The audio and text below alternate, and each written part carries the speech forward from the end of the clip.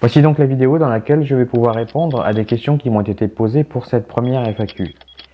Il y en a eu un bon paquet, beaucoup plus que ce que j'avais imaginé à l'origine. Donc je ne vais pas pouvoir répondre à toutes, bien entendu. Beaucoup sont plutôt intéressantes. Il y en a même qui ont été posées plusieurs fois, donc celles-là je les ai sélectionnées d'office. Et il y en a d'autres qui nécessiteraient de répondre pendant au moins 1 heure pour être complet sur le sujet. Mais bien évidemment, je ne pourrai pas le faire, donc je m'en excuse d'avance. Pour ce qui est de l'ordre dans lequel je vais les aborder, j'ai identifié 3 catégories. Une qui concerne vraiment la chaîne et l'électronique, une autre qui est plutôt un niveau de réflexion un peu plus général, et une troisième qui me concerne plus directement. Ah oui, avant de commencer, je m'étais fait une petite réflexion tout à l'heure en regardant les stats de la précédente vidéo d'annonce de cette FAQ. Et je me demandais pourquoi il y a eu 2 personnes qui ont mis un pouce rouge. Je veux dire, c'est juste une vidéo dans laquelle je suis face à la caméra où je dis que je vais pouvoir répondre à vos questions pour une prochaine FAQ. Rien de plus. Donc je vois pas trop en quoi ça pourrait être déplaisant. C'est pas comme si je traitais d'un sujet sur lequel on pourrait ne pas être d'accord ou sur lequel je me serais trompé éventuellement. Enfin bref, je vois pas trop. Donc si ces 2 personnes se reconnaissent, ça serait sympa qu'elles mettent un petit commentaire pour expliquer ce qui les a motivées à mettre un pouce rouge. Peut-être que ça pourrait m'être utile pour l'avenir. Voilà, ceci étant dit, on enchaîne avec la question qui m'a sans doute été la plus posée depuis que j'ai créé la chaîne, à savoir quelle est ma formation, mon background, etc. Donc pour faire une réponse assez courte, parce que j'ai pas envie de passer 5 minutes non plus à développer tout ça, je suis architecte en système expert embarqué. Donc là-dedans, il faut identifier 3 choses. Architecte, c'est-à-dire la personne qui conçoit et design les algorithmes et le système. Un système expert, c'est un programme, ou plutôt un système à part entière, qui est en mesure de simuler le comportement humain d'un spécialiste dans un domaine précis. En gros, un expert. Et le terme embarqué, et c'est là où l'électronique prend tout son sens, c'est que c'est pas uniquement un programme qui peut tourner sur un ordinateur, c'est un programme qui peut aussi tourner dans un système électronique spécifique, donc qui est développé pour ça. Et c'est aussi pour ça que je suis assez compétent dans ce domaine-là, puisque l'architecte doit aussi designer le système électronique. Donc là, on est bien évidemment dans le domaine de l'intelligence artificielle. C'est la raison pour laquelle c'est aussi présent chez moi. Mais j'ai pas fait que ça, j'ai aussi touché à l'imagerie numérique. Et la raison pour laquelle je connais aussi bien les circuits intégrés et que je suis en mesure de pouvoir identifier telle et telle partie lorsque j'analyse une puce de silicium, c'est parce que même si j'ai jamais designé moi-même de circuits intégrés, j'ai eu à travailler et à collaborer avec des docteurs en microélectronique dont c'était le boulot. Et j'ai échangé suffisamment longtemps pour arriver à comprendre certaines choses du domaine. Voilà, donc en résumé, j'ai aussi bien des compétences d'électronicien que d'informaticien pour mettre au point ce genre de système qui touche et qui peut aussi toucher également à la robotique. Une autre question qui m'est souvent posée concerne l'intelligence artificielle et notamment le calculateur que j'ai en bas et que je vous ai présenté lors de la vidéo sur la présentation du labo. Il y a aussi eu des questions pour cette FAQ. Alors, malheureusement, je ne peux pas m'étendre vraiment sur les travaux que je fais parce que c'est plutôt considéré comme confidentiel.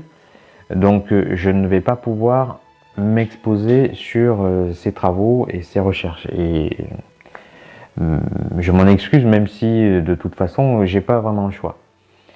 La seule chose que je puisse dire, c'est que c'est de l'intelligence artificielle qui cherche plutôt à concerner le domaine domestique. Prévois-tu des tutos, présentations, vidéos sur les microcontrôleurs de type Arduino? Alors non, tout simplement parce qu'il y en a déjà suffisamment, et même en français, et notamment la chaîne UE Galerie, qui fait ça très bien. Donc je vous conseille d'aller le voir si vous ne connaissez pas. Comptes-tu faire des vidéos sur le support Raspberry Pi ou bien Arduino?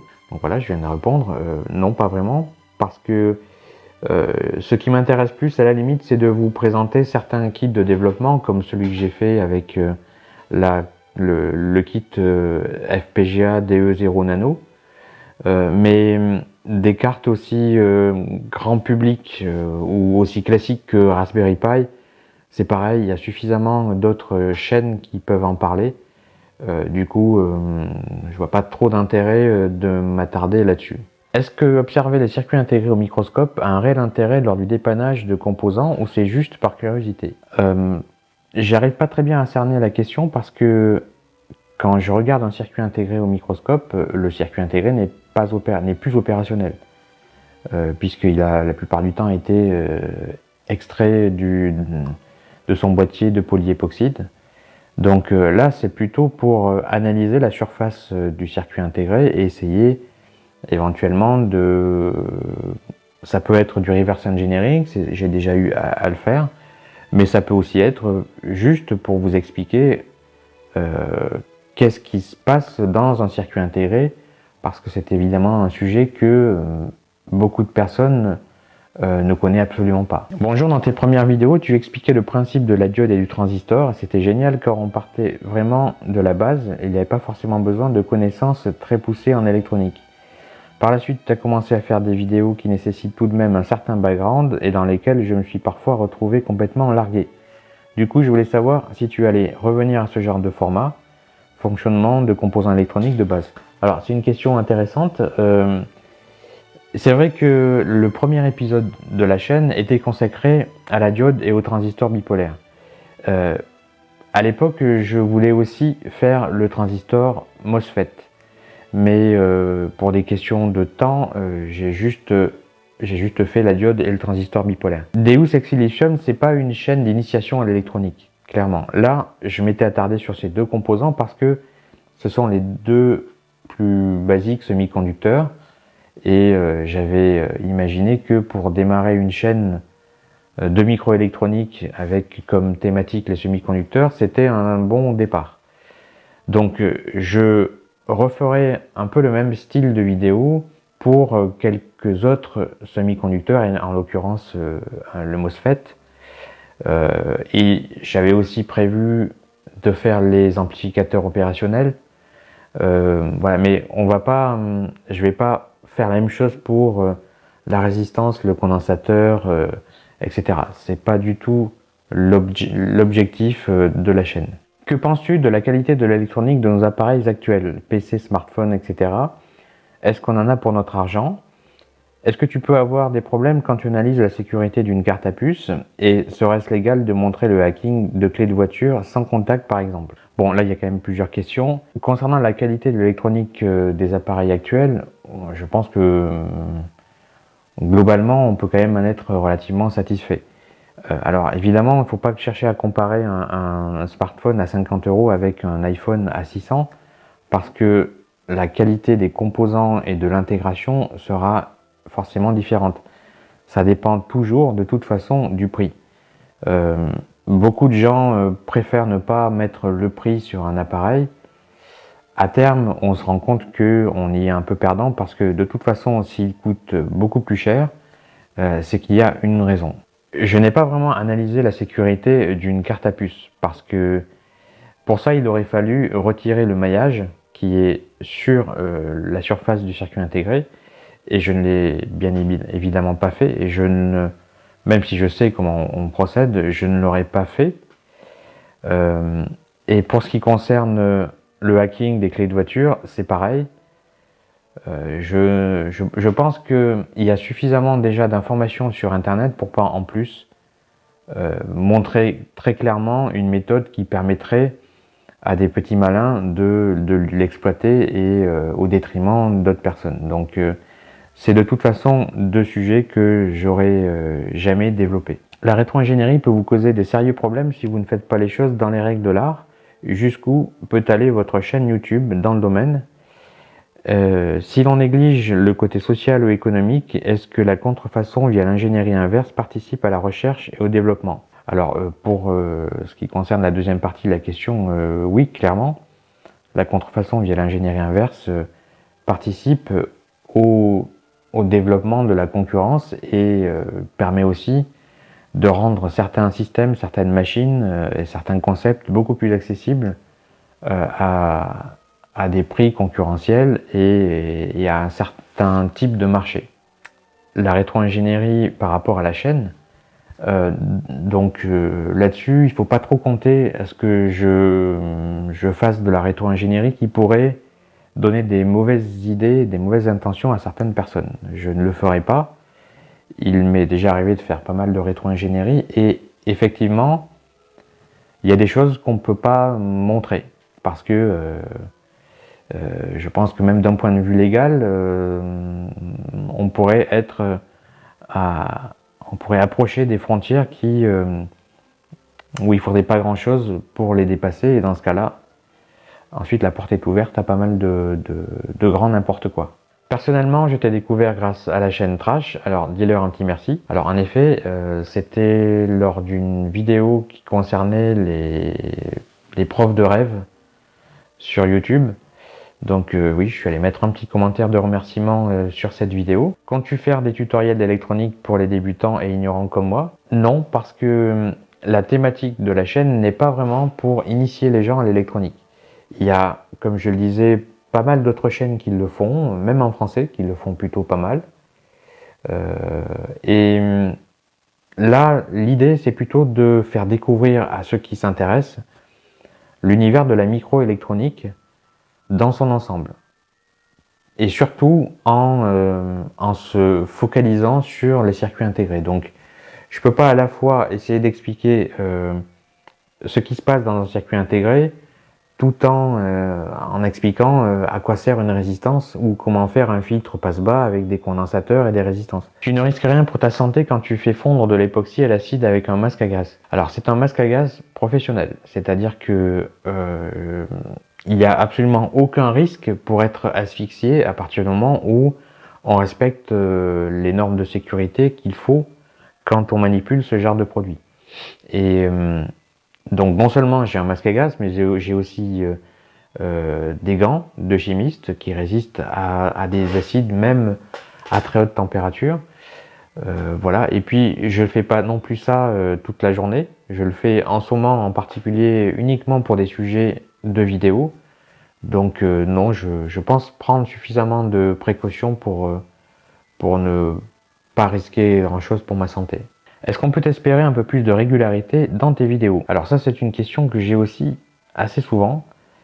Le problème, c'est que je fais de mon mieux. C'est-à-dire que je suis souvent très occupé, que je fais toutes ces vidéos sur mon temps libre, et j'en ai pas beaucoup. Il y a des périodes où j'en ai un peu plus que d'autres. Et je sais qu'il y a beaucoup de gens qui aimeraient bien que je fasse au moins une vidéo par semaine, parce qu'ils me disent qu'à chaque fois ils apprennent des choses intéressantes, que en général les sujets sont bien choisis, etc. Cela étant, voilà, je fais de mon mieux, et il peut y avoir des moments où il y aura un peu plus de vidéos que d'autres. Comptes-tu faire une vidéo sur les alimes PC de mauvaise qualité, Eden, Advance, etc. et les décortiquer pour montrer leurs faiblesses et défauts de conception? Pas vraiment, parce que je crois que Electronic Arts a déjà fait une vidéo sur ce sujet-là, même s'il ne va pas jusqu'à les décortiquer pour montrer électroniquement ce qui ne va pas. On sait de toute façon que des alimentations qui coûtent entre 15 et 20 euros pour 400 watts ou 450 ou 500 watts, il faut juste pas les acheter. C'est simple, je peux pas être plus clair. Vous allez de toute façon le regretter à un moment ou à un autre, donc évitez d'acheter ces marques qui sont chinoises. À la limite, il y a des marques chinoises qui font aussi des très bonnes alimes, mais des alimentations qui sont vendues aussi peu cher, vous vous doutez bien que y a quelque chose qui ne va pas, et en particulier pour fournir 400 ou 500 watts de puissance. Alors j'ai aussi eu quelques questions qui me demandaient quel matériel je conseille pour débuter dans l'électronique quand on a déjà les bases. Déjà, ça dépend du budget dont on dispose, parce qu'il est évident que si on a en plus pas beaucoup d'argent à mettre dans du matériel, ça va être compliqué, et il vaudra mieux s'orienter vers du matériel d'occasion. Pour ce qui concerne le matériel même, je pense qu'il y a au moins 4 types d'instruments qu'il faut posséder. Un poste à souder, un multimètre, un oscilloscope, qui soit numérique ou analogique, et pour finir une alimentation régulée. Il y a toujours un certain nombre de débats sur est-ce qu'il vaut mieux démarrer sur un oscilloscope numérique ou un oscilloscope analogique. Je dirais que ça dépend beaucoup du feeling de la personne et de son budget. Mais démarrer sur un oscilloscope analogique, ça vous permet vraiment de comprendre qu'est-ce que sont les mesures que vous cherchez à obtenir et comment les obtenir aussi. Parce que souvent, les oscillos numériques, ils font beaucoup de travail à votre place. Donc, ça ne vous permet pas systématiquement de comprendre comment on fait pour obtenir un signal, aussi précis soit-il, avec un oscillo analogique. Penses-tu pouvoir faire un épisode pour nous expliquer ce qu'est le bruit? Oui, c'est pas impossible que je fasse une petite brève ou un bonus pour aborder ce domaine-là. Le décortiquage de l'Atari ST que tu nous avais promis, c'est pour quand? Alors je suis désolé, en effet, j'avais promis il y a bien longtemps de faire un décortiquage de cette machine vintage.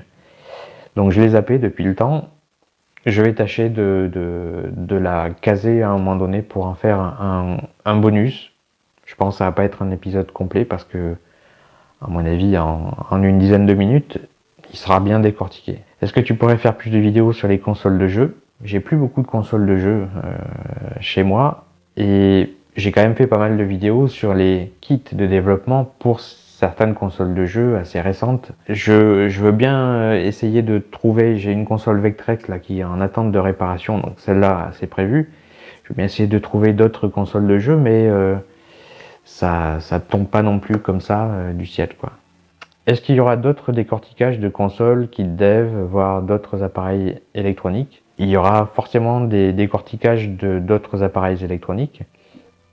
Maintenant, pour ce qui concerne les kits de développement, oui, c'est pas non plus quelque chose qu'on trouve souvent. J'ai à ma disposition un kit de développement de Microsoft pour Xbox 360 que j'ai pas encore touché. Mais sinon, voilà, j'en ai pas d'autres. Pour ce qui concerne les appareils électroniques, oui, ça fait partie de la série inspection, donc il y en aura forcément d'autres. Alors j'ai aussi eu un certain nombre de questions qui portaient sur la production des vidéos.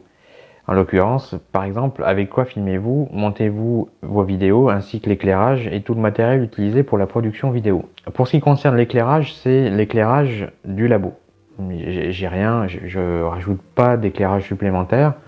J'ai fait en sorte d'avoir un labo qui est suffisamment bien éclairé et donc je peux exploiter au niveau de la production des images. Ensuite, le matériel de tournage, il est relativement simple. J'utilise ce type d'appareil là qui est un Sony Cybershot. Le modèle c'est DSC HX200V. Il commence à dater un petit peu, hein, il doit avoir pas loin de 4 ans. Mais il fait des vidéos et des images qui sont particulièrement précises et il a un très bon piqué. Ensuite, la caméra qui me sert là à filmer, c'est une simple caméra de point Sony. Pour ce qui concerne le logiciel de montage, j'utilise la suite Adobe Premiere CS6 que j'avais acheté il y a peut-être 5 ou 6 ans. Voilà, et que j'utilise, qui me suffit parce que il y a un certain nombre de plugins que j'ai rajoutés, mais qui me suffit largement à faire tout ce que j'ai besoin de faire. Alors maintenant, une série de questions qui est plus sur une réflexion un peu plus générale sur la technologie, l'électronique, etc. Penses-tu que la loi de Moore sera démentie un jour? On approche à grands pas des limites de finesse de gravure en termes de nanomètres, nous approchons la taille des atomes. Quel sera le futur selon toi? Je pense qu'on va devoir sérieusement changer d'air et effectuer une transition vers des nanotechnologies. Sinon, on va rester bloqué parce que effectivement, dans les quelques années à venir, c'est-à-dire probablement avant 2025, on va être aux limites de ce que peut nous fournir la microélectronique. Alors, on a déjà des pistes intéressantes, hein, comme par exemple les nanotubes dans les transistors moléculaires ou l'ordinateur quantique. Et d'ailleurs, au sujet de l'ordinateur quantique, je vous réserve une petite surprise. Penses-tu qu'à un certain moment, la technologie sera tellement développée qu'aucune avancée ne sera plus possible? Non, pas vraiment, je ne me fais pas de soucis à ce niveau-là. Par contre, je pense que on va devoir briser certaines barrières techniques et technologiques pour voir apparaître de nouvelles découvertes scientifiques révolutionnaires. Ça va prendre du temps, mais par contre, aujourd'hui, on a quand même beaucoup plus d'outils mathématiques, physiques, informatiques à notre disposition, et je pense en l'occurrence à des supercalculateurs. Donc on peut progresser beaucoup plus vite. Donc il n'est pas impossible que d'ici 2020, on soit en mesure de voir apparaître les premiers systèmes de nouvelle génération à des prix relativement abordables. Est-ce que la fabrication de puces est accessible à un amateur? Même un simple transistor par exemple. Ça n'est absolument pas accessible à un amateur, ni même à un tout petit labo d'électronique. Voilà, c'est quelque chose qui demande beaucoup d'investissement et qui est particulièrement bien régulé parce que la conception de composants électroniques, c'est quand même quelque chose qui ne peut pas se faire à la légère, et en particulier quand ça concerne les semi-conducteurs. Développer un circuit intégré, ça peut demander quelques millions de dollars de R&D et de conception. La date de la domination de l'IA sur l'homme, ça serait 2020 ou plutôt 2030, ou plutôt 2016. Non, ça sera ni 2020, ni 2030, ni même 2050, parce que la domination de l'IA sur l'homme, ça sous-entend qu'à un moment donné, il y a des systèmes qui sont capables de penser. Parce que quand on parle de domination, il y a un objectif, et donc c'est quelque chose qui a été pensé, réfléchi, calculé, préparé, etc. Alors c'est un sujet, c'est une question un peu science-fiction, mais je pense qu'il faut arrêter de croire que parce que un algorithme de deep learning est arrivé à battre un des meilleurs joueurs de Go, ça y est, c'est parti, on peut commencer à parler de Skynet, etc. On en est très loin. L'obsolescence programmée en électronique est-elle une réalité ou un mythe d'après toi? Je compte faire une vidéo, je ne sais pas si ça sera un épisode ou un bonus sur l'obsolescence programmée, parce que c'est un sujet qui est très intéressant. Ce que je peux vous dire aujourd'hui, c'est que ça n'est absolument pas un mythe. L'obsolescence programmée, c'est quelque chose qui est tabou, mais c'est quelque chose qui se calcule, qui se conçoit d'un point de vue de l'ingénieur. Donc il est évident que pour que la consommation soit dans un cycle contrôlé, on va faire en sorte aujourd'hui que une télévision ne dure pas plus qu'un certain temps. Voilà. Et pour ça, il existe des méthodes, et ça se fait au moment de concevoir le produit. Donc, ça n'est pas un mythe, et je vous en dirai plus quand on fera la vidéo, quand je vous présenterai la vidéo sur le sujet. Alors, on enchaîne maintenant avec la dernière catégorie qui regroupe les questions qui me concernent plus directement. J'ai vu que tu avais toi-même composé tes musiques d'intro à outro, passionné de MAO ou d'autres choses. En effet, ça fait un petit moment que je fais de la MAO maintenant. MAO, ça veut dire musique assistée par ordinateur. J'ai commencé au début des années 90 sur un Atari 1040, donc ça commence à dater. Et à cette époque-là, j'avais toujours un certain nombre de claviers échantillonneurs, synthé, Roland, Korg, Yamaha, EMU, voilà.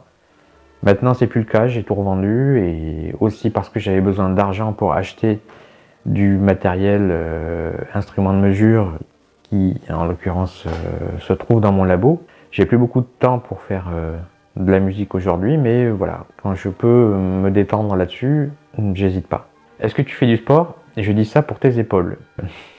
Oui, j'ai toujours fait un peu de sport tout au long de ma vie. En moyenne, c'est quoi, 2-3 heures par semaine. J'avais commencé tout petit avec le judo jusqu'à la ceinture noire. Après piscine, voilà, fitness, aujourd'hui c'est plutôt cardio, fitness, pour m'entretenir un peu. Une des questions qui est revenue le plus souvent pour cette FAQ, c'est en gros, qu'est-ce qui t'a donné envie de faire des vidéos? Donc, avant de créer la chaîne, j'avais un petit peu regardé ce qui se faisait en matière de vidéos d'électronique, essentiellement sur YouTube, et je m'étais rendu compte que non seulement celles qui étaient produites étaient surtout produites par des anglo-saxons, mais en plus, en matière d'électronique numérique, semi-conducteurs, circuits intégrés, etc., il n'y avait vraiment pas grand-chose. Donc, je me suis dit autant faire d'une pierre deux coups, c'est-à-dire faire une chaîne qui traite de ce type de thématique-là en français. Alors, au début, j'avais pas vraiment de structure. Donc avant de commencer à tourner et faire des montages un peu dans tous les sens, j'ai d'abord plutôt réfléchi à une structure et une fois que je l'avais trouvée, j'ai commencé à faire quelques vidéos d'avance pour être en mesure d'avoir une certaine régularité dans la sortie des épisodes, régularité que j'ai pas pu tenir une fois que j'avais épuisé tout le stock de vidéos. Pourquoi as-tu une telle passion pour l'électronique? Depuis quand cette passion pour les circuits intégrés? Quand est venue la passion de l'informatique? Qu'est-ce qui t'a donné envie de faire de l'électronique, etc. J'aurais un peu de mal à répondre à ça avec objectivité. Pourquoi une telle passion pour l'électronique? Je ne sais pas, mais par contre, ce que je sais, c'est que depuis le plus jeune âge, j'ai toujours eu besoin de comprendre comment fonctionnaient mes jouets électroniques. Et je me rappelle que j'ai eu à un anniversaire, mais je me rappelle plus à quel âge, le jeu Simon. Je pense que ce jeu m'a servi de cobaye pendant un certain temps. Et à mon avis, c'est à travers ce jeu que j'ai commencé à m'intéresser de près aux composants électroniques qu'il avait dedans. Et en particulier, je me suis rendu compte que en court-circuitant le processeur, à l'époque je ne savais pas que c'était un circuit intégré bien sûr, il se passait des choses qui le faisaient réagir bizarrement et qu'il n'avait pas l'air d'être programmé pour ça. Et je pense qu'entre l'âge de 8 ans et l'âge de 10-11 ans, tout s'est déclenché. Quel est l'appareil le plus gros, impressionnant, unique que tu aies jamais démonté? Enfin, je ne l'ai pas démonté, je l'ai réparé, c'était un gros ordinateur IBM AS400. Combien de temps t'a-t-il fallu pour acheter tout ce matériel et cela représente à peu près combien d'investissement? Alors en fait, il faut savoir que j'ai pas systématiquement acheté tout le matériel. J'ai eu la chance de travailler avec plusieurs types de labos d'électronique, donc souvent c'est du matériel qu'ils sont obligés de changer et donc les employés peuvent récupérer du matériel du laboratoire. J'en ai aussi acheté quand même pas mal, mais ça s'est étalé sur une période relativement longue, hein, je pense qu'on parle d'une vingtaine d'années. Donc savoir combien j'ai pu investir là-dedans, j'en sais rien, et puis de toute façon, à mon avis, la somme serait pas cohérente puisqu'il y a forcément une dévalorisation qui se fait au moins aussi vite que le matériel informatique. Est-ce que tu as déjà utilisé ton savoir en électronique à des fins illégales ou pour blaguer? Alors à des fins illégales, non. Jamais. Par contre, pour blaguer, oui, mais je ne vais pas en parler parce que c'était pas une bonne blague en fait. Le matériel le plus rare et ou le plus cher sur lequel tu as eu à faire des réparations ou travailler? Le plus cher, je pense que c'était la S400, dont je vous ai parlé tout à l'heure. Et le plus rare, c'est, à mon avis, c'était un sampler, un Fairlight CMI, sur lequel j'ai eu à faire une réparation qui n'a pas été évidente à trouver. Fais-tu tes vidéos seul ou est-ce que quelqu'un d'autre est derrière le montage, l'intro, etc. Alors non, absolument personne n'est derrière la caméra, le montage, l'intro. Je fais tout seul et je pense que j'aurais du mal à m'entourer de quelqu'un parce que c'est déjà suffisamment compliqué pour que je réfléchisse à la façon de m'y prendre. Si en plus je dois l'expliquer à quelqu'un, autant le faire moi-même. Pourrais-tu nous indiquer les musiques que tu utilises? Est-ce que tu as des sources pour écrire tes vidéos? Alors concernant les musiques, mis à part celles que j'ai faites pour la chaîne, il y a sur le site de la chaîne une liste de musiques qui m'arrive d'utiliser assez souvent et qui sont des musiques libres de droit. Les sources, c'est d'abord ce que je sais, forcément. Après, il m'arrive de faire des vérifications quand même quand il s'agit de certains composants précis, et aussi de récupérer les datasheets quand il s'agit de circuits intégrés pour que je puisse vous expliquer certaines choses qui se rapportent à cette pièce précise. Sinon, pour les sources, non, je fais pas une recherche Google pour savoir de quoi je dois parler.